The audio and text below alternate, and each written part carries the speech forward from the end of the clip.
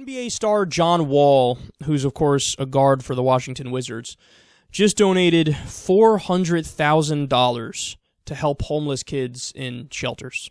So Huffington Post reports on this, quote, Bright Beginnings, which provides childcare and educational services for around 162 kids each day, made an announcement about the donation on its Facebook page Friday. The center, which focuses on kids preschool age and younger, hopes to open a second child development center that would serve an additional 100 children. Wall also hosted a 2 half-day-long youth basketball camp in Maryland. Last year, he donated $1 million to D.C. charities in 2013 and has partnered with the Boys and Girls Club of Greater Washington to promote education for young people. So, I mean, the whole point of this story, it should be relatively obvious, but it's to show you how John Wall's a great dude. You know, the thing is, guys, he didn't have to do that. Like, he wasn't obligated to do it. He did it because he chose to do it. He did it because he wanted to do it, which means he actually cares about people. He cares about these underprivileged kids who he feels like they don't have a shot. He wants to give them an opportunity, and he knows that he's successful enough where he can provide that opportunity for people. See, this is the mindset of a good person. If there were more John Walls out there, we have systems of government, for example, that just work better.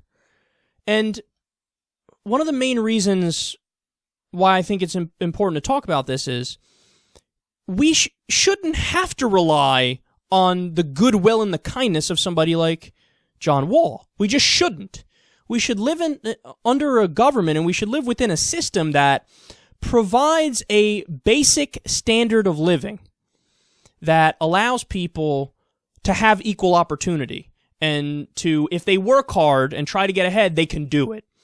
But we don't live under that system. We don't live in that system. So the problem, unfortunately, is a systemic problem.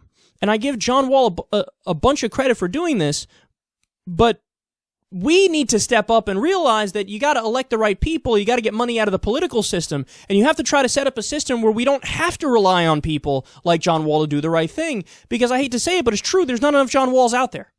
There's just not.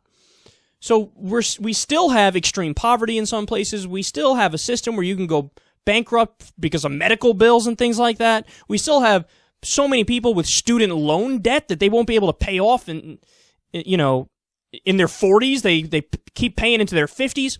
We have so many problems, and meanwhile, the government, instead of investing in the people, what are they doing? We already know. They're doing corporate welfare, and they're spending over 50% of our discretionary budget on war.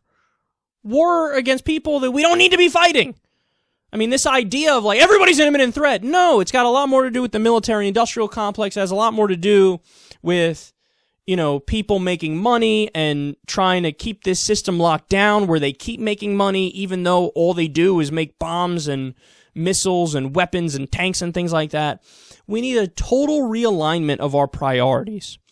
We need a system where anybody within it, even if you're down on your luck and it's the worst time in your life, you still understand that you're not going to be out on the street. You're not going to be in a situation with zero hope. You're going to have a bare minimum lifestyle, which allows you the opportunity to bounce back and to get it right. And unfortunately, we don't live in that system. And we need people like John Wall to step up and donate their own money to try to provide that opportunity for other people.